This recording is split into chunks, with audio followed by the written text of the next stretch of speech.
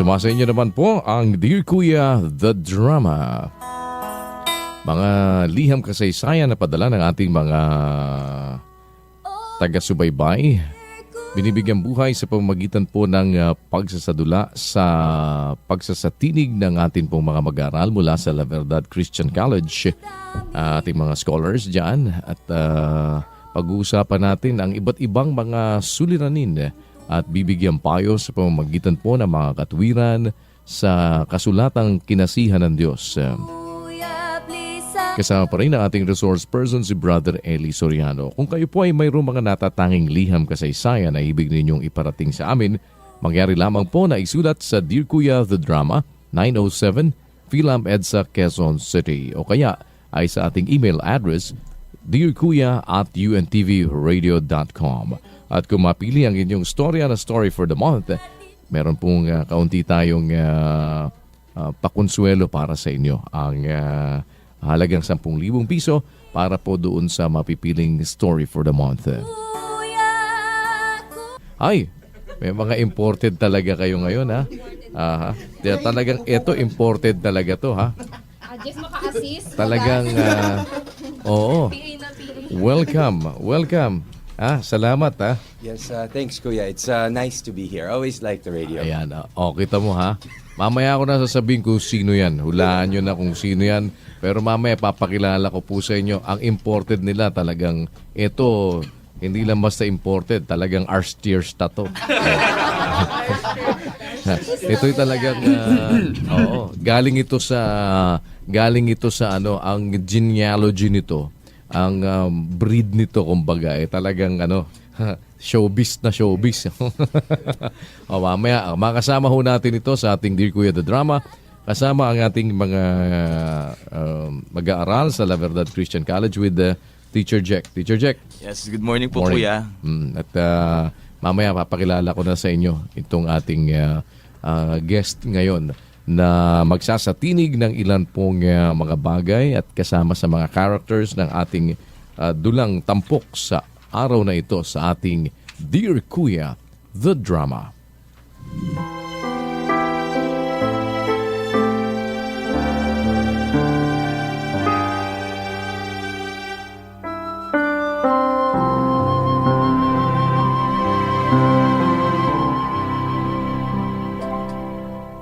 Dear Kuya, lagi akong niloloko ng mga kaklase ko noong high school kapag nagkakaroon kami ng reunion o get-together. Kung kailan daw ba ako mag-aasawa o magkakaroon ng boyfriend man lamang. Dahil halos lahat sila, kung hindi nasa isang relasyon, ay may asawa na. 25 years old na raw kasi ako at hanggang ngayon, kahit isang beses ay hindi pa ako nagkakaroon ng kasintahan. Hindi ko naman masasabi na pangit ako, Kuya. Kasi hindi naman sa pagmamayabang, lagi akong muse sa klase noon. May mga nanliligaw din sa akin pero wala akong nagustuhan sa kanila. Pagka-graduate ng high school, ay mas nawalan ako ng oras para sa mga ganung bagay. Kahit hanggang second year college lamang ang natapos ko. Subalit kahit papaano ay may napapasukan naman akong trabaho. Katatapos lamang ng kontrata ko noon bilang isang sales lady sa isang department store. At naghahanap ako ng bagong trabaho nang mangyari ang lahat ng ikukwento kong ito sa inyo.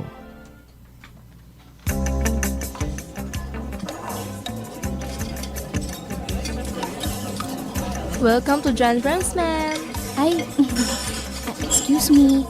Saan pwede mag-inquire? Kasi nabasa ko yung ad nyo sa dyaryo eh.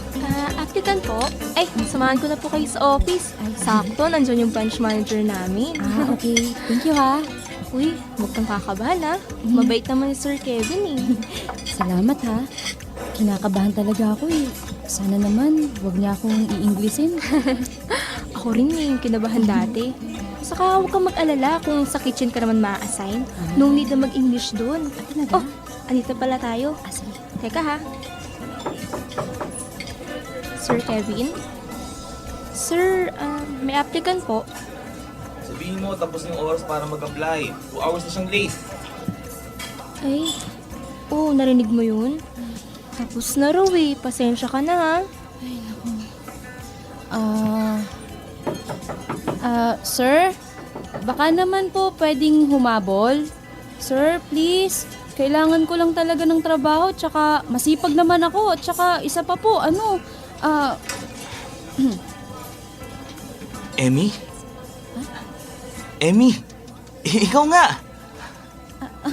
Sir? Kevin? Yung classmate ko nung high school? Uy, Kevin! Ay, Sir Kevin pala. Ay, sir ka dyan. Sabi na eh. Ikaw yan eh. Oh, kaya naman pala pamilyar yung boses eh.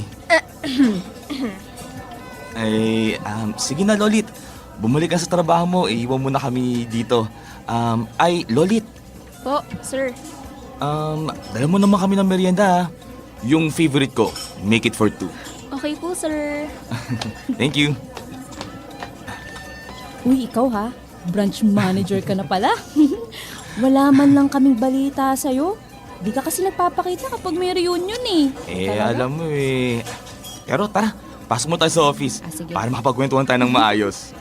Sige, Sir Kevin. Ikaw po ang bahala.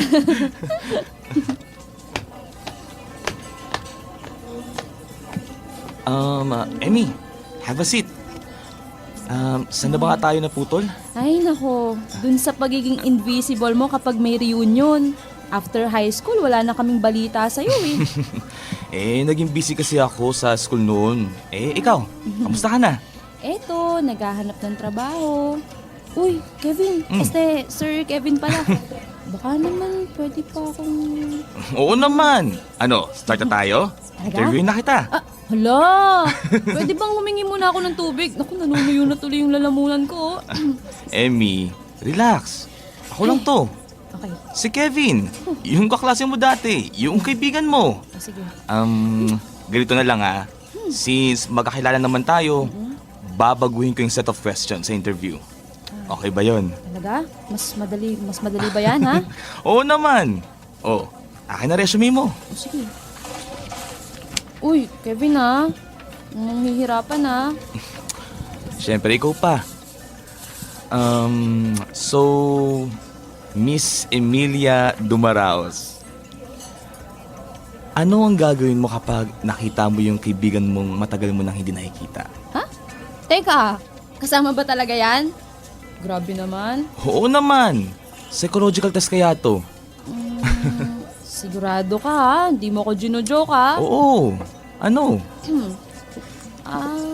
Siyempre, kapag nakita ko siya, yayakapin ko siya ng mahigpit. Tapos Talaga? magkukwentuhan talaga kami.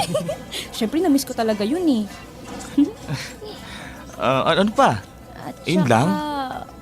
Teka, parang gino-joke mo naman ako eh. Hindi. Seryoso Ba nga naman ako. yan? Ba't ganun yung tanong? Talaga oh.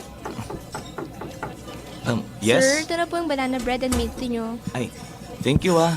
Ay, nakakahiya naman. May merienda pa. Naku, tingnan mo yung banana bread namin. Best seller yan pag breakfast at merienda. Favorite din yun ni Sir Kevin. Di ba, sir? Oo. Sige na Lolit. Balik ka na dun. Sige po, sir. Ay, Emmy, merienda muna tayo. Wow, banana bread. Parang banana cake lang nung high school ah. Favorite ko nga to eh. Sarap. Ang naalala ko lang kasi sa banana bread na yan, nung may palaging naglalagay ng banana bread sa bag ko. Talaga? Kaya kapag umuwi ako sa bahay, bisit na bisit talaga ako. Paano ba naman nilalanggam yung bag ko? Pambira talaga. Okay ka lang, Kevin? Uy. Okay lang. Teka! Hindi kaya... Ay...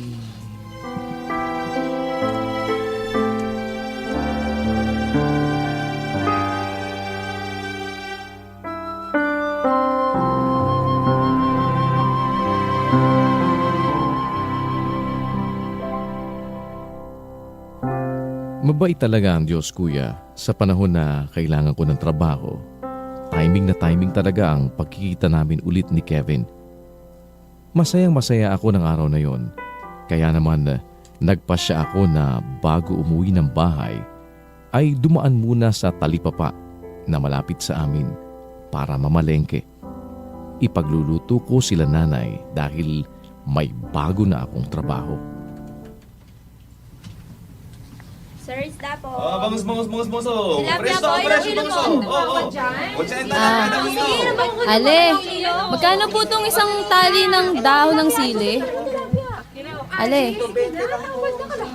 Oy, Ale, magkano tong isang tali ng dahon ng sili? Sige, okay lang yan. Kwenta na nga. 10 piso lang yan, miss. Sige. Bigyan niyo po ako ng 2 tali. Excuse me. I'm lost and yeah, I'm lost. Is there a way you can help me No find English! the? No English, sorry, no English. All right. Ale, ito ang bayad ko, oh. Ale. Sige. Mana? Miss. Petsay, ma'am. Ayaw niyo po? Miss. Yes, you. I remember you. I saw you in that. Ha? What? You talk to me? No, not me. Yes, it's you. You're the one in the picture. No! I play no games to you. Ano ba itong pinagsasabi ng kanona? Hey. Aalis na nga? Wait for me, please. Please wait for me. Hala, sinusundan pa rin ako nung kano. Patay talaga ako nito. Wait. I mean no harm. Excuse me, miss.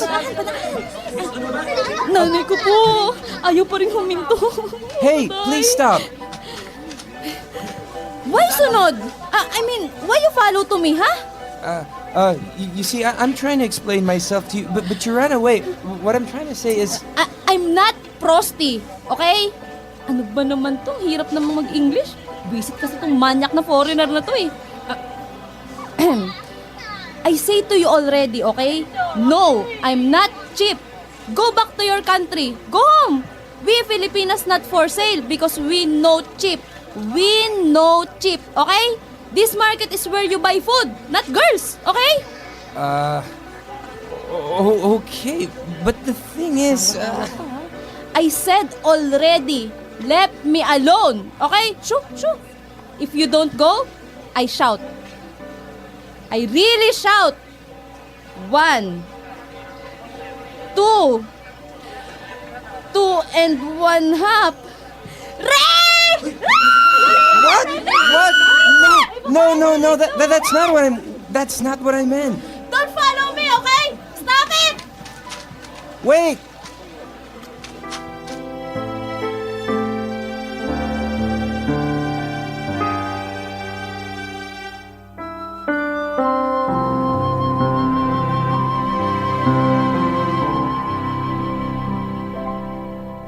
Isang foreigner noon ang sunod ng sunod sa akin sa palengke.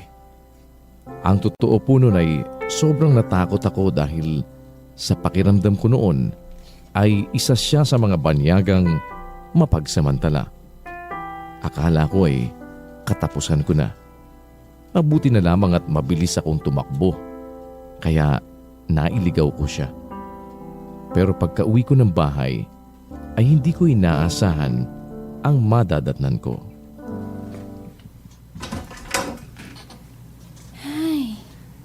Kapagod. Ang kuripot ko talaga. Dapat pala nag-tricycle na lang ako. Hoy, Ate Emmy, andiyan ka na pala. Oh, Erson. Ilagay mo muna tong mga pinamalengke ko sa kusina, oh. Okay, ate. Teka, kanino tong mga maleta? Erson, there's no water and... You again? Ugh! I say don't follow! Huh? Go out there! Go! Ate, Wag! Hit me, please. Napapano ka ba, ate? Go out! Erson, tulungan mo nga ako. Dali patuhin natin itong manyak na to. Go out kasi! Wag, ate, No. hindi! Huwag mo nga akong pigilan. Manyak to eh. Ate, wag. Ano ba? Huwag mo nga akong pigilan. Anong meron dito? Emmy, don't do that! Ted? Insan? Insan! Oh, Kailan ka pa umuwi, ha? Kanina Grabe, lang. Insan, namiss kita. namiss rin kita. Teka, bakit mo nga pala binabato si William? William? Ibig mo sabihin tong foreigner na to? Oo. Kasama mo, pinsan? Oo. Hello. Nice meeting you, Emmy. I'm sorry. It's okay. Minsan, no? Saan naman kasi?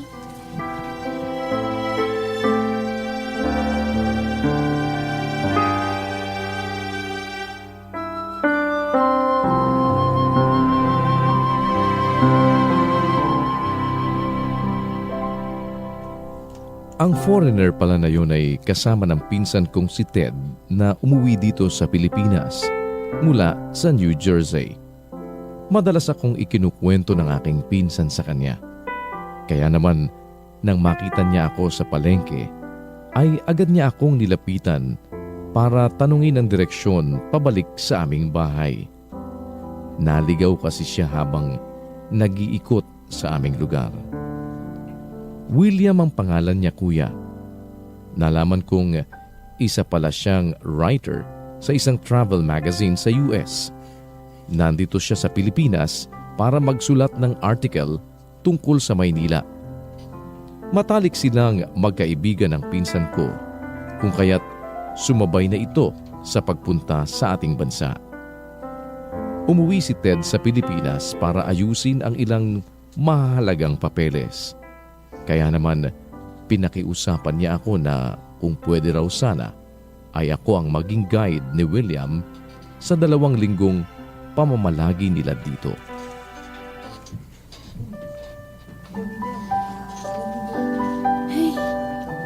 Insan, hindi pwede.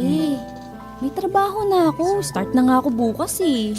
Emmy naman eh. Saan naman? Alam mo naman na wala akong ibang mapagbibilinan kay William eh. Ay, naku. Kawawa naman yung tao. Oh.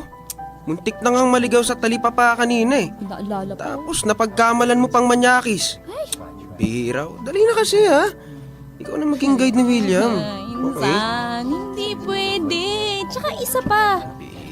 Baka duguin lang ang ilong ko niya, no? Wala pa naman akong English na baon. Please, sige na. Alam ko na. Yung 1-month pay mo sa bago mong trabaho. Okay na yun. Kami na bahala ni William doon. Basta ituro mo lang siya for 2 weeks. Ipakita mo lang sa kanya kung ano meron sa Maynila. Saka paano mabuhay ang tao dito, ha? Ano? Ay, nako. Ikaw talaga, Insan, no? Minsan ka na nga lang umuwi, pahama ka pa eh. Ayun, paayag na siya, yes! Bait-bait mo talaga, pinsan, no? Tama ka na. Nag-uuto ka na naman eh. Hindi kaya. Hey, Will. Em will be your tour guide since I'm going to be busy. Oh, okay. You know, that sounds like it's gonna be a lot of fun. Fun? Fun daw? Anong tingin niya sa akin? Idol ko siya? Feeling artista? Sus?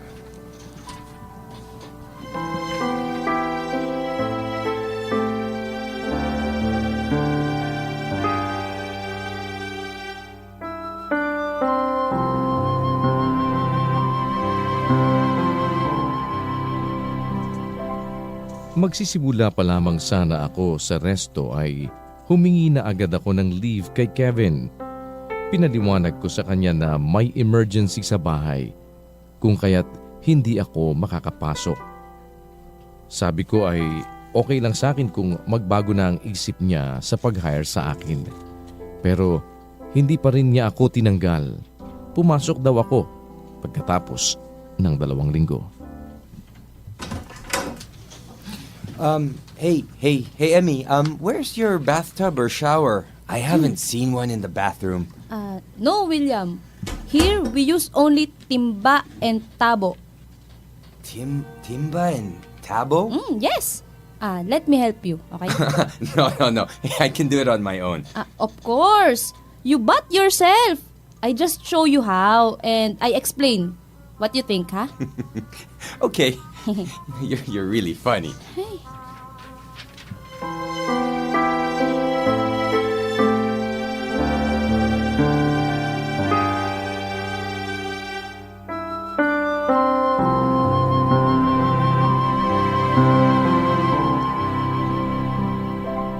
Pakiramdam ko noon ay lagi akong may kasamang bata na kailangan mong ituro ang lahat ng bagay. Hindi naman ako magaling sa English at sinubukan kong unawain ang mga gustong sabihin ni William. Dahil ganun din naman siya sa akin.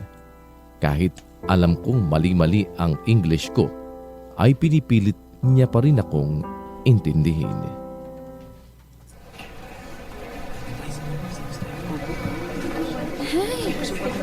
Akala ko ba gusto nitong mag-ikot-ikot dito sa Pinas?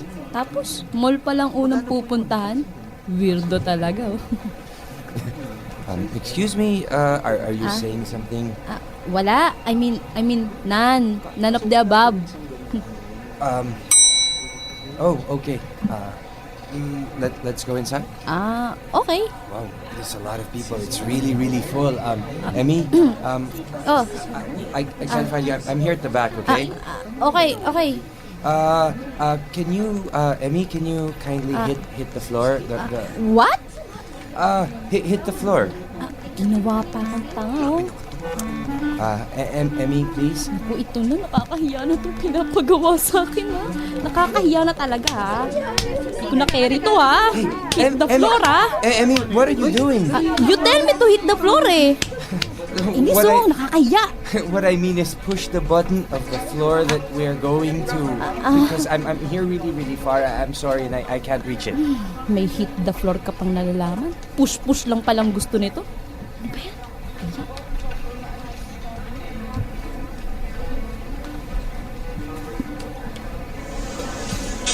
Oh, okay. Hey, let's have coffee first. Hey, Emmy, look. There's a coffee shop. Okay. But I'm first time to enter there. It's okay. Let's go. Okay. Ano ba itong pinagdagi ba sa akin?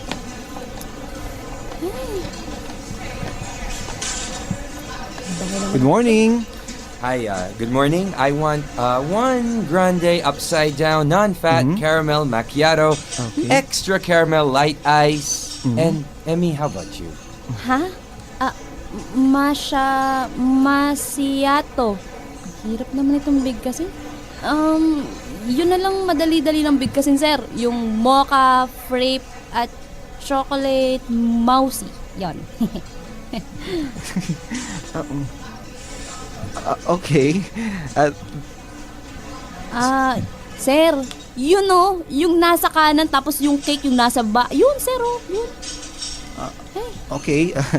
That's one mocha frappuccino and one chocolate mousse po, ma'am. Ay, yun pala yun. Yes! You got the correct answer! Congratulations! Okay, ma'am. Yun pala yun.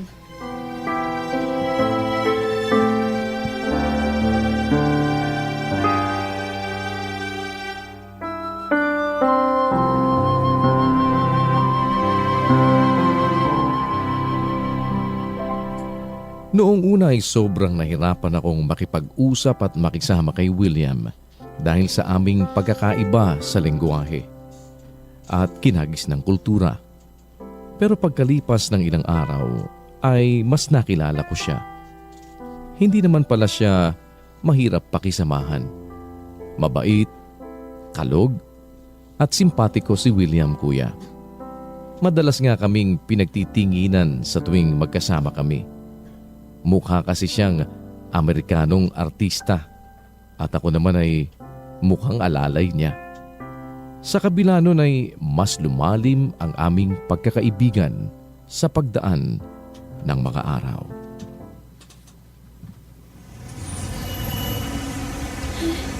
Emmy, let's go here. Come on.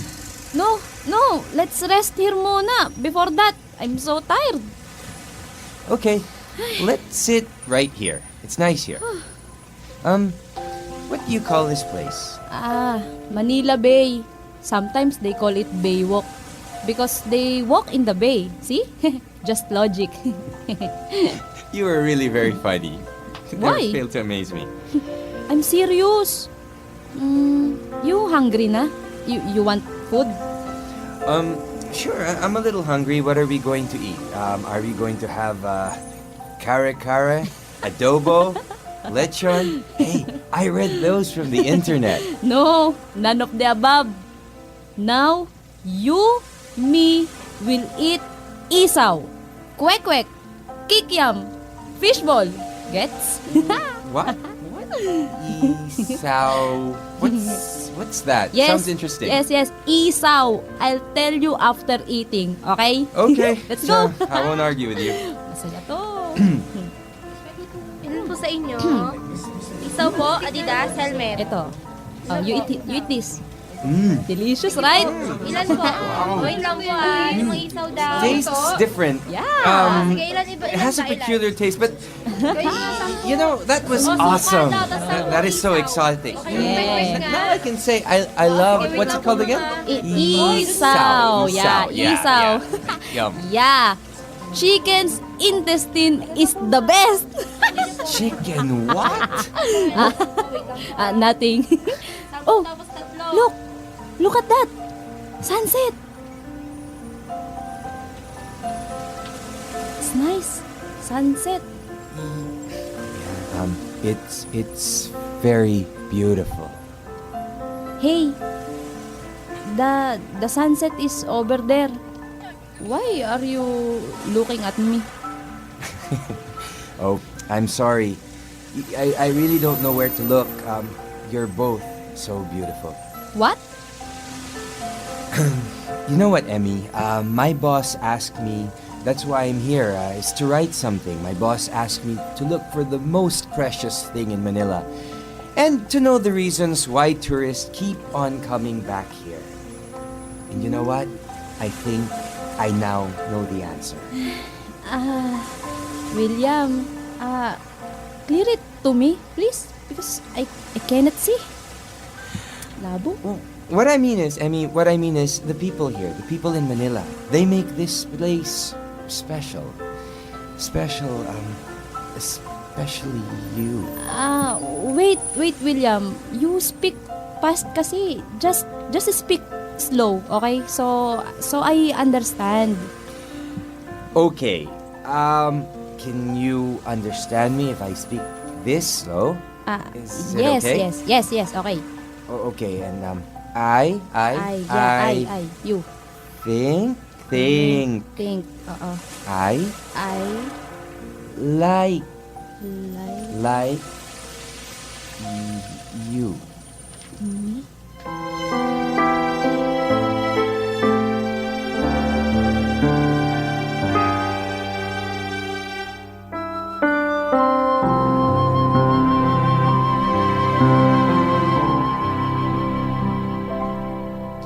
Hindi ko alam kung ano ang isasagot ko kay William ng mga sandaling yon, kuya. Ayokong maging padalos-dalos sa aking desisyon kahit na alam ko sa sarili ko na pareho kami ng nararamdaman para sa isa't isa. Lumipas ang 2 linggo, kuya, at kinailangan na ni William bumalik sa Amerika. Nangako siya sa akin na hindi mapuputol ang aming komunikasyon. Madalas din siyang tumawag sa akin at ipinaparamdam niya sa akin na handa siyang maghintay. Halos araw-araw ay nakakatanggap ako ng bouquet ng red roses at mga card na sa sobrang sweet ay halos hindi ko na maintindihan. Hindi ko man alam kung kanino galing, pero malakas ang pakiramdam ko na si William ang nagpapadala ng mga yon. Hanggang sa isang araw, nang magpumilit si Kevin na ihatid ako sa bahay.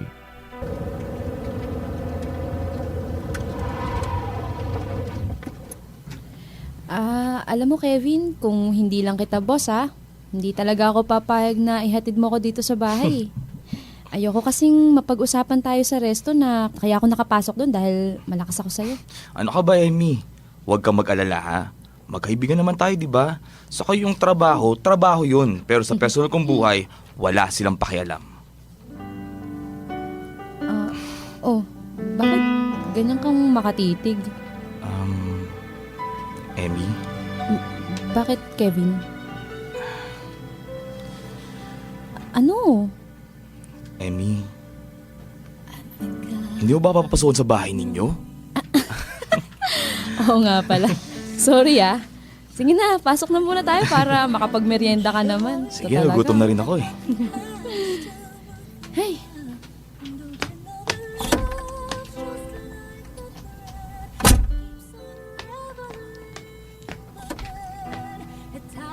tuloy ka. Nadim ng bahay niyo, ha? Nay! Nay!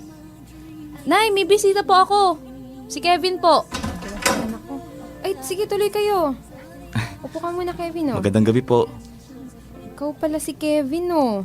Yung kabatch ni Emmy na madalas niyang makwento sa akin. Nay! Ay, teka. Kumain na ba kayo? Siya nga pala. Anak, ano pang balak mong gawin niya sa mga bulaklak? Eh, halos mapuno na tong kwarto mo eh. Tapos ito, oh, meron pang bago. May kasama pang kahon. Hayaan mo na, Nay. Ay, teka. Alam mo ba, Kevin? Yang si Emmy, bago matulog eh, paulit-ulit binabasa yung laman ng mga card na yan. Nay naman eh. Totoo naman eh. Hindi pa rin ba umaamin kung sino yung nagpapadala niyan? Ay, nako. Ay, ito palang box na to ng chocolate. Nay, pakilagay muna sa ref. Baka kasi matunaw eh. Sige, akin na anak. Ay, Nay, wait. Kukuha lang po ako ng isa. Talaga to, di na makapag-antay. Ha? Ano to? Oh, bakit? Natunaw na ba? Banana bread? Emmy, sana nagustuhan mo. Kevin, anong ibig mo sabihin? Emmy, kasi mula nang makita kita uli, parang nabuhay na ko din ng pag-asa. Mula pa kasi nung high school tayo, gusto na kita. Kaso, hindi ko alam kung papaano ko sasabihin sa'yo eh. Emmy, ngayon lang ako nagkaroon ng lakas ng loob. Ayaw naman kitang ligawan sa trabaho dahil ang gusto ko, kung liligawan kita, dito sa bahay nyo. Dahil mahalaga ka sa akin. Sana maiparamdam ko sa'yo at sa pamilya mo na malinis ang intensyon ko sa'yo. Oh, ang sweet naman yung anak. Kevin?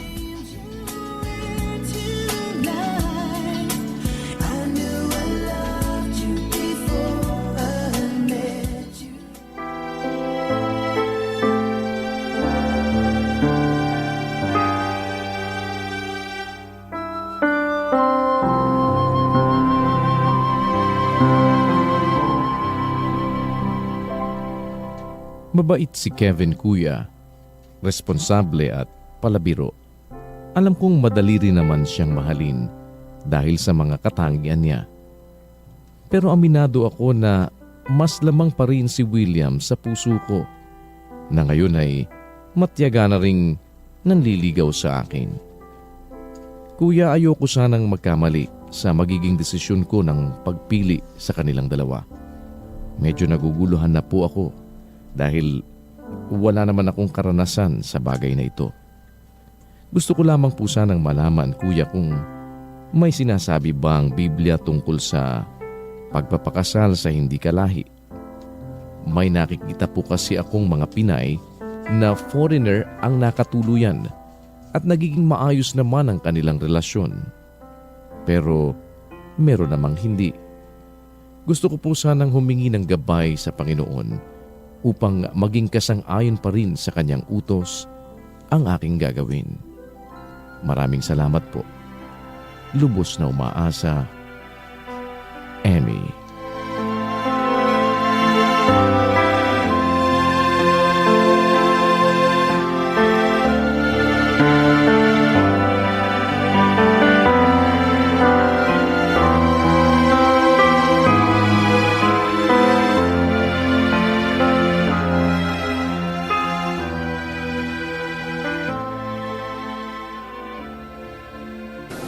Tungkol sa tanong mo, Emmy, yung interracial marriage, hindi naman yan ipinagbabawal na ng Biblia ngayon eh.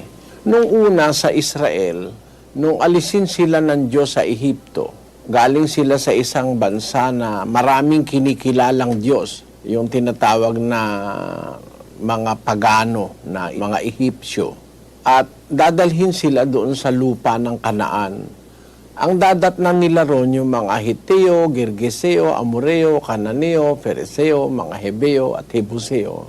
Itong mga bansang ito ay idol worshippers, masasamang mga tao na palalayasin ng Diyos doon sa Kanaan para doon isettle yung kanyang bayan o yung tinatawag na people of God na Israel. Noong sila ay papunta roon sa Kanaan, pinagbawalan sila ng Diyos na mag-asawa doon sa mga lahi ng tao na yon. Kasi ang sabi nung sa 7:3 ng Deuteronomio, ni mag-aasawa sa kanila ang iyong anak na babae, huwag mong papag-aasawahin sa kanyang anak na lalaki. Ni ang kanyang anak na babae, huwag mong pag-aasawahin sa iyong anak na lalaki. Sapagkat kanyang ihihiwalay ang iyong anak na lalaki sa pagsunod sa akin, upang sila'y maglingkod sa ibang mga Diyos. Sa gayon mag-aalab ang galit ng Panginoon laban sa iyo at kanyang lilipulin kang madali. The only reason why ayaw ng Diyos noon na mag-asawa itong kanyang mga Israelita na lingkod sa ibang bansa kasi idol worshippers yun. Ihihiwalay sila sa paglilingkod sa tunay na Diyos, mababaling sila sa paglilingkod sa Diyos na mga hindi totoo. Gaya nung pinanggalingan nila sa Ehipto, kasi sa Ehipto maraming Diyos eh. More or less, mga 10 ang kinikilalang Diyos ng mga Ehipsyo eh. Kaya inalis sila sa Ehipsyo para hanguin sila sa pagkaalipin, hindi lang sa physical na pagkaalipin, kundi sa pagkaalipin na rin sa iba-ibang mga maling paniniwala at mga Diyos ng Ehipsyo. Kaya doon sa pupuntahan nilang lugar, ayaw din ng Diyos na mag-asawa sila doon sa mga taong yun kasi baka ihiwalay nila ang kanilang mga puso sa Diyos. Pagkatapos ng panahong Israelita, dumating yung panahong Kristiyano ng ating Panginoong Kristo. Wala tayong mababasa na prohibition sa interracial marriage. Wala nun.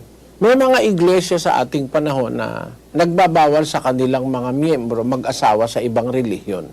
Pero yun, hindi nakasulat sa Biblia yun. Kasi sa Biblia, yung talagang mga Kristiyano, pwede namang magkaasawa ng hindi Kristiyano eh. Yung sinasabi doon sa 16:1 ng Kawikaan, siya naparoon din naman sa Derbe at sa Listra at naroon ang isang alagad nangangalang Timoteo na anak ng isang Hudyang sumasampalataya. Dadapot Grego ang kanyang ama. Si Timoteo, ang nanay niya sumasampalataya pero yung kanyang tatay hindi eh. At yan ay iniaral naman ni Apostol Pablo sa mga taga-Korinto, doon sa unang Korinto, Kapitulo 7:13, ganito nakasulat. Ang babaeng may asawang hindi sumasampalataya at kalooban niyang makipamahay sa kanya, huwag niyang hiwalayan ang kanyang asawa. You can be a Christian kahit na yung asawa mo ay hindi sumasampalataya.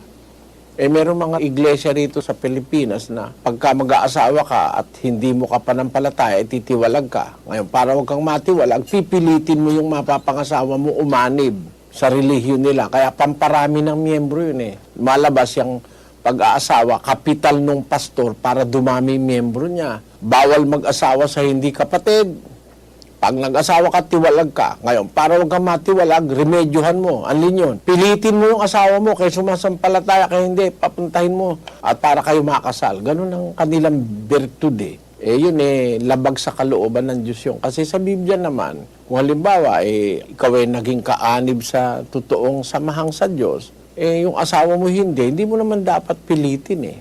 Ganun yan, kapatid. Kaya, sa panahong Kristiyano, hindi naman bawal yung interracial marriage. At hindi rin naman bawal na ang mapangasawa mo ay hindi sumasampalataya. Paano nga kung halimbawa mag-asawa na kayo, ikaw lang ang sumampalataya, yung asawa mo hindi, hihiwalayan mo ba yon? Bawal ng Diyos yun. O kaya magnobyo kayo, tapos naanib sa iglesyang totoo, hindi naanib yung nobyo mo, kayo'y meron ng tipanan, inaalaw naman yun ng Panginoon na maging mag-asawa, yung isang sumasampalataya, ang asawa niya hindi. Tinuturuan lang ang babae o ang lalaki na mamuhay ng maayos para yung kanyang asawa mahikayat niya sa paglilingkod sa Diyos. Sa 3:1 ng unang Pedro, ganito nakasulat. Gayon din naman kayong mga asawang babae, pasakop kayo sa inyong sariling asawa, upang kung ang ilan ay hindi tumalima sa salita,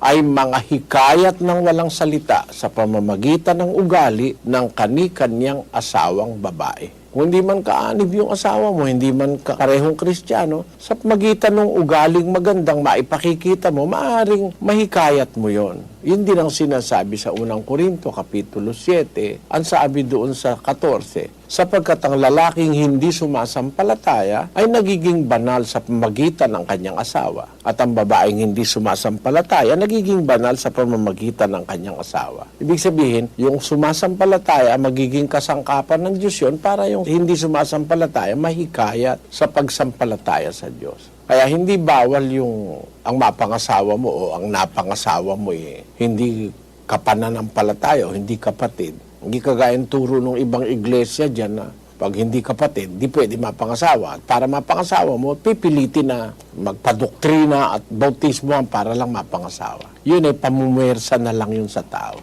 Ngayon, yung sinasabi mo, ano ba ang maipapayo namin sa iyo? Dalawa ang manliligaw sa iyo, isang ibang lahi, isang kapwa Pilipino. Doon sa ibang lahi, meron kayong differences in terms of language and culture. O tama yun, talaga naman ganun. Mahirap naman talagang maunawaan mong buong-buo yung kanilang lingwahe unless na nag-aral ka at pati yung kultura nila, no? Ngayon, yun naman Pinoy, at least nagkakaunawaan kayo ng maayos. Pero ang tanong mo sino kaya ang pipiliin mo sa dalawa? Hindi kung alin yung sinasabi ng puso mo. Yung pag-ibig na karnal, nanggagaling sa puso yan ng isang tao. Kung ano yung idinidikta ng puso mo na gusto mong mapangasawa, di yun ang sundin mo. Sa Biblia, ganun din ang sinasabi ng Diyos Sa mga magulang, pag ang isang magulang pinipigil niyang mag-asawa, yung kanyang anak, ang sinasabi sa Biblia ganito, sa 7:36 ng unang Korinto, kung iniisip ng sino mang lalaki na hindi siya gumagawa ng marapat sa kanyang anak na dalaga, kung ito'y sumapit na sa kanyang katamtamang gulang, at kung kailangan ay sundin niya ang kanyang maibigan, hindi siya nagkakasala. Bayaang mga asawa sila. Susundin ng magulang yung maiibigan ng kanyang anak. Siyempre, papayuhan mo. Baka mamaya naiibigan ng anak mo, lasenggo, o kaya irresponsable, papayuhan mo. Pero ang makakapag-decide pa rin yung anak. Bahala siya kung pipilit niya. Pero ang dapat sa mga anak talaga, sumusunod sa payo ng magulang. Titingnan mo, alin ba kaya ang may values dito sa mapapangasawa mo? Yung Filipino o yung Amerikano? Kasi sa Biblia, meron tayong dapat na sundin sa pagpili ng mga makakasama sa buhay. Gaya nung pakikipagkaibigan, merong ganun Sabi dun sa 22-24 ng Kawikaan, huwag kang makipagkaibigan sa taong magagalitin. At sa mainiting tao ay huwag kang sasama. Baka matuto ka ng kanyang mga lakad at magtamo ng silok sa iyong kaluluwa. Yung makipagkaibigan ka pala sa taong magagalitin, ayaw ng Diyos yun Mahahawa ka.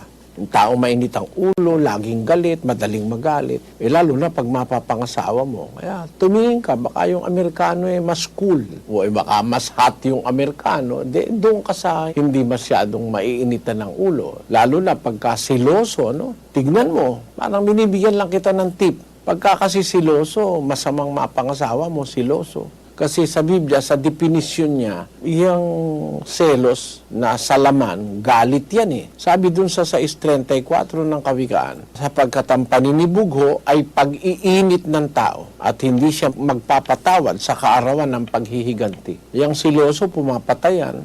Hindi isang beses na balita yan. Dahil sa pagsiselos, pinatay yung asawa. Kasi yung pagsiselos, sabi ng iba, pagmamahal daw. Hindi po. Yung pagsiselos, pag-iinit yan. Pag laging nagsiselos, mainit sa'yo. Mainit ang mata, mainit ang pagsasalita, galit. Para kung tignan ka, parang demonyo ka dahil sa selos. Huwag kayo mag-aasawa ng siloso at saka silosa. O kaya yung maiinitin, o kaya tamad, o kaya mga lasenggo. Yan, mga tip ko sa inyo yan. Kasi sinasabi ng salita ng Diyos, mahirap pagbaguhin yung mga taong yan pagka hindi kikilala sa Diyos. Hindi bali kung dadating yung araw na kikilala sila sa Panginoon, kahit anong kasamaan ng tao, maaaring mabago. Ayun ang aking tip sa iyo, Emmy, Piliin mo yung meron kang nakikitang values. Pagiging responsable, hindi mainitin ang ulo, hindi masyadong siloso, hindi masakit magsalita sa kapwa. Yun ang piliin mo. At samahan ka nawa ng Panginoon.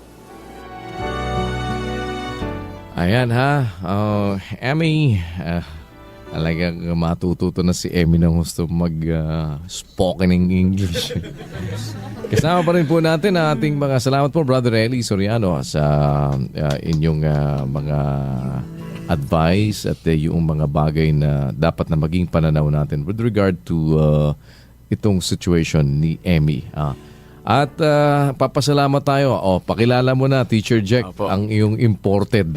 Talagang inabala nyo talaga. Mabuti. Malaki talent fee niyan. Akala nyo. Kaya nyo ba talent fee niyan? Kuya, kayo na po bahala. Sige, magkapi ka na dyan. Pakainin mo na isaw. Sige, pakilala mo. Kuya, ito po kuya, artista talaga. Kasama po natin dito sa studio natin si William Theo. Thank you very much, Jack. And again, Kuya, it's an honor to be here on the radio. I've always had fun on the radio. It's nice to express yourself in this way. Mag-ano ka na, mag-radyo ka na rin. Yes, Wow, sige, yun, sige, oh! kakayanin. Di ba? Oo, kasi nag-GNN ka pa eh. Yan ang problema kasi sa mga baliktad magtagalog. What about you? Hindi, marunong, mahusay magtagalog yan eh. Oo, di ba? Pero sa prompter kasi namimilipit ako eh. Hindi, babasa ka lang. Pareho lang din yung magbasa. But that's one of the problems that the English-speaking people are encountering. Sometimes they really find it hard to read in Tagalog. They can converse easily, but Yes. diba? But they're having a hard time reading the Tagalog words. Pero mas madali nga daw matuto mag-English kaysa matuto mag-Tagalog. Mabuti na lang hindi na ako natuto mag-English. What about you? Alam mo, yun lang naman ang kailangan daw. Alam mo sabihin mo lang, basta nakipag-usap ka sa English, wag mo lang kalilimutan lagi yung phrase na, what about you? How about Diba? you? Pagka tinanong ka, hey, what's your name? What about you? Unahan mo na. How old are you? What about you? Are you crazy? What about you? Meron talaga. Di ba? Simple. Di ba? Andali lang di ba? Kaya lang, parang ano yan, parang sinabi, oh, sir, I'm afraid you don't understand what I am saying. Don't worry, I'm not afraid. What about you? Well, salamat William and it's our pleasure to have you here at sana hindi ito huli ha. Yes, and it's an honor. Would love to be back. Yeah, si William Theo ang gumanap sa role ni William at isang marikmano. And of course, kasama pa rin ang ating palagi ang mga kasama, si Mac, si Jorf, si Gelay, si Meryl, at si Mads. Ayan. Of course, si Teacher Jack. Kasi parang nako-confuse ako sa iyo ha. Sa susunod, i-request ko na din talaga yung yung pagka, alam mo, ito problema ko ngayon Problema ko na ngayon magbasa ng menu. Pagka tumatanda ka pala, no? Gusto mo na parang billboard lagi binabasa. Ang hirap. Para pagka yung nagbabasa na ako ng menu sa parang wala bang, tapos di ba minsan sa mga restaurant pa yung ang dilim-dilim, yung parang Dim light. naka-dim light pa para tapos ang late-late pa nung dyaryo nga ngayon, nahihirapan na akong basahin pag umaga. Pero bakit ganun? Pag umaga, mas mahirap magbasa. Yung bagong gising ka, ang hirap, parang mas nahihirapan ako magbasa. Pagka, nag-aalis naman muna ako ng muta. Pwede. Well, maraming salamat po sa ngalan ng ating mga technical staff, sina Brother Mel Magdaraog, Nilo Deswasido, Ronald Tabian, George Ibardalosa, Chris Bantayanon, Isaiah C., Dennis Blanca Flor, Medina Baniged, Michelle Tungol, Joy Zamora, Jermaine Tuazon, Shelo Cotillion, Mama Ani Rentoy, si Myla Galsim, si Wayna Galang, si Tintin. Ano nga apelido ni Tintin ngayon? Arellano, ayan, Tintin Arellano, at ang ating mga boy,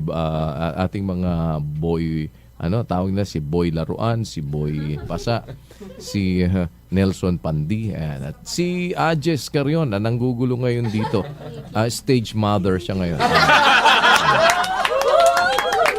Talaga naman yan ang mahirap dyan. Yan ang maniningil ng talent fee dyan. Si William kasi ito, for the love of to di ba? Ano to, pagka si William, ano yan, ika nga ay, ang tawag dyan, bayani. Diba? Nababayani. Pagdating kay kung baga parang sabi nila, si William pwede nang palakpakan lang Si Ajes, sabi ni Ajes, ako bayaran nyo na lang. Kahit hindi nyo na ako palakpakan. Well, bukas God willing, tayo magsalo-salo ulit sa isa pang pagtatanghal ng ating Dear Kuya, The Drama, at ang ating Dear Kuya from 9 o'clock to 12 noon ay atin hong pinagkakaloob sa ating mga kababayan. Patuloy pa rin, pati ang ating mga public services. At with that, muli po sa ngalan din ni Brother Eli Soriano na ating resource person at ang lahat ng ating mga naging kaantabay para sa araw na ito. Nagpapasalamat po tayo sa Panginoon sa isa pang mabuting pagkakataong ipinagkaloob sa atin upang tayo po ay makapaglingkod. Umaasa kaming sa tulong ng Diyos tayo magkakarinigang muli sa araw ng kinabukasan. Sana po nandyan pa rin kayo at pagkatapos naming magawa ang amin pong mga bagay na dapat na gawin, mananatili kaming mga alipin na walang kabuluhan. Ginawa lamang namin ang katungkulan naming gawin. Magandang araw po, ako ang inyong Kuya Daniel. Maraming salamat.